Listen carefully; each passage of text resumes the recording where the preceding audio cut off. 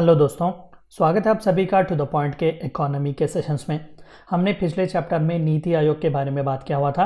आज के इस चैप्टर में हम इकोनॉमिक रिफॉर्म्स जो खासकर इंडिया में 1991 में आए हुए थे उसे लेकर बात करेंगे और जानने की कोशिश करेंगे कि दरअसल ये एलपीजी मॉडल होता क्या है, लिबरलाइजेशन, प्राइवेटाइजेशन और ग्लोबलाइजेशन। इससे रिलेटेड इन सभी चीज़ों के बारे में आज का हमारा टॉपिक। तो आइए शुरू करते हैं। थोड़ा बहुत 1991 के क्राइसिस के बारे में जानते हैं। कई लोग कहते हैं कि बहुत बुरी हालत में हिंदुस्तान की आर्थिक व्यवस्था थी उस वक्त 1991 में।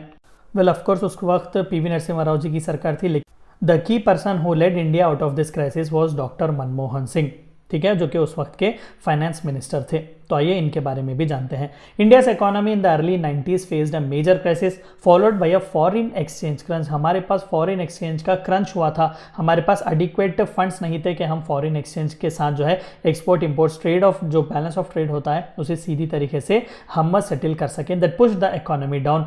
और सबसे बड़ा रीज़न यही था क्योंकि इंडिया की इकोनॉमी एक क्लोज्ड इकोनॉमी थी, यानी कि बाहर के कंपटीटर्स इंडिया में आकर रजिस्टर्ड होकर यहाँ पर compete नहीं कर सकते थे। Best example Pepsi, Coca Cola, ये सभी जो है ये इंटरनेशनल कॉर्पोरेशंस हैं। 1991 के पहले इन्हें इंडिया में आने की इजाज़त नहीं थी। जो कोई भी इंपॉर्टेंट आप इंपोर्टेड गुड्स देखते हैं, बड़े बड़े एमएनसीज देखते हैं, 1991 के पहले उन्हें इंडिया में आने की इजाज़त नहीं थी। अगर वो आते भी थे तो हद से ज़्यादा इंपोर्ट ड्यूटीज़ या फिर हद से ज़्यादा उनके ऊपर टैरिफ्स वगैरह लगवाकर उन्हें डिस्करेज किया जाता था, क्योंकि भारत सरकार चाहती थी कि ऑफकोर्स इंडिया एक सोशलिस्ट स्टेट है, लेकिन हर चीज़ जो है वो गवर्नमेंट कंट्रोल नहीं कर सकती। तो ये बहुत ही देरी से भारत सरकार को इसके बारे में पता चला and that pushed economy down. तो इसी की वजह से, क्लोज्ड इकोनॉमी होने की वजह से बहुत बुरी तरीके से हमें आर्थिक व्यवस्था, आर्थिक तंगी फेस करनी पड़ी।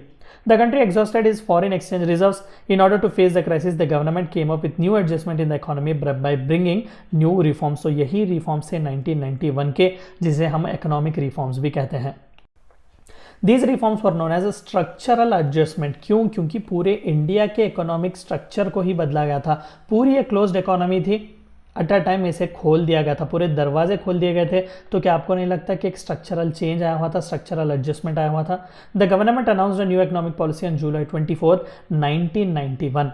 जुलाई 24, 1991 को सबसे पहली बार न्यू इकोनॉमिक पॉलिसी लाई गई। It is held to be one of the best economic policies brought by government of India. This new model of economic reforms is commonly known as the LPG. इसी new economic policy को जो 24 जुलाई को आई हुई थी उसे हम LPG model कहते हैं, दैट इज लिबरलाइजेशन, प्राइवेटाइजेशन और ग्लोबलाइजेशन। तो इसके बारे में थोड़ा बहुत जानते हैं। तो सबसे पहला, the main objective was to put Indian economy into the arena of globalisation and to give it a new thrust to market orientation. India के प्रोडक्ट्स ग्लोबल मार्केट में जाएं, ग्लोबल प्रोडक्ट्स इंडिया में आए, इस तरीके से कंपटीशन बढ़ा हो, इंडिया को जो है वो ग्लोबल फ्रंट पर, ग्लोबल मार्केट पर पोर्ट्रे किया जाए। सबसे इंपॉर्टेंट यही गोल था। The policy was intended to move towards higher economic growth rates and to build sufficient foreign exchange reserve. Higher economic growth के लिए चाहिए था, बहुत ज़रूरी था कि हम सफिशिएंट फॉरेन एक्सचेंज रिजर्व्स रख सकें। बाहर का पैसा आएगा, हमारा पैसा बाहर जाएगा, तभी तो हमारी वैल्यू बढ़ेगी। सिर्फ क्लोज्ड इकोनॉमी अंदर ही अंदर हम काम कर रहे हैं, क्या पता चलेगा कि ग्रोथ कितना है, प्रॉफिट्स कितने आ रहे हैं। लिबरलाइजेशन क्या है? अभी तो ग्लोबलाइजेशन हमने देखा कि पूरी तरीके से ग्लोबल अरीना को ओपन कर देना। Liberalisation removes state control over economic activities. 1956 में एक इकोनॉमिक पॉलिसी आई थी जिसे industrial quota Raj, permit Raj कहते हैं, या फिर कोटा राज भी से कहा जाता है, क्योंकि ज़्यादा से ज़्यादा भारत सरकार जो है कोटा लगाती थी, टैक्सेस वगैरह लगवाती थी। जाहिर सी बात है कि एक्सट्रीम इंटरनल मार्केट ही भारत सरकार मेंटेन करती थी, एक्सटर्नल प्लेयर्स को अंदर आने की इजाज़त नहीं थी, तो उसे लिबरलाइज किया जा रहा था। उन रीजिम्स को, उन कोटास को, उन परमिट्स को उठाया जा रहा था। भारत सरकार धीरे धीरे से जो है इनके ऊपर की पकड़ छोड़ रही थी। It provides better autonomy to the businesses in decision making without government interference. अभी जैसा कि हमने प्लानिंग के चैप्टर में बात किया कि भारत सरकार को डिसाइड करना है कि वो मार्केट रेगुलेटर होंगे या मार्केट डिसाइडर होंगे या फिर वो मार्केट कंपटीटर होंगे। It was assumed that the market forces of demand and supply would operate automatically to drive a better efficiency and economic health will recover। कि भारत सरकार को हर जगह रहने की ज़रूरत नहीं है, चंद चीज़ें रेगुलेट करें काफ़ी है, उसे कॉम्पिटिटर बन के अरीना में उतरने की ज़रूरत नहीं है, क्योंकि अगर भारत सरकार कॉम्पिटिटर बन के उतरेगा तो जाहिर सी बात है कि कंपटीशन ही वहाँ पर नहीं होगा। क्यों? क्योंकि थ्रू लाइसेंस, परमिट्स वगैरह इस तरीके के एक्सटर्नल चीज़ें इस्तेमाल करके वो अपने कॉम्पिटिटर्स को मार देगा। प्राइवेटाइजेशन क्या है? तीसरा वाला, privatisation means withdrawing the ownership और management of government enterprise that is public sector undertakings. तो जितने भी पब्लिक सेक्टर अंडरटेकिंग्स थे बड़े बड़े, उन सभी में कहीं ना कहीं डिसइन्वेस्टमेंट्स किए गए थे, यानी कि प्राइवेट लोगों को वहां पर स्टॉक्स बेचे गए थे, प्राइवेट लोगों को मैनेजमेंट में बुलाया गया था क्योंकि कंपनीज की एफिशिएंसीज बढ़ानी थी।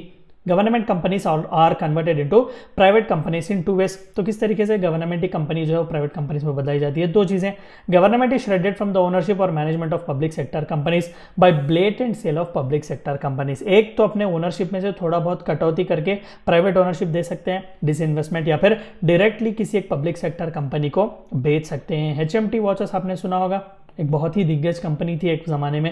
ये दरअसल एक पब्लिक सेक्टर अंडरटेकिंग थी, भारत सरकार वॉचेस बनाती थी लेकिन इसे बेच दिया गया ब्लेटेंटली।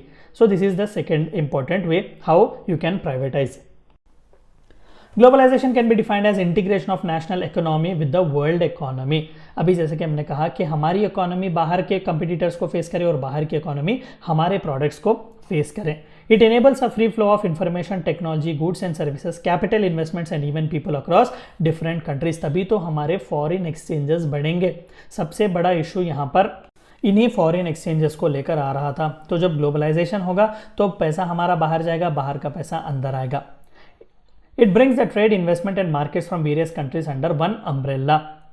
दुबई, कतार, UAE, Saudi Arabia, United states, Canada, UK, EU, ये सभी आकर हमारे पास पैसा लगा सकते हैं और हमारे इंडस्ट्रियलिस्ट बिजनेसमैन, हमारे कंपनीज जो है जाकर बाहर गांव में पैसा लगा सकते हैं। This is how the foreign exchange increases. तो this was the very LPG model which was used in 1991 crisis. अगले चैप्टर में हम इसके बारे में भी डिस्कशन कंटिन्यू करेंगे।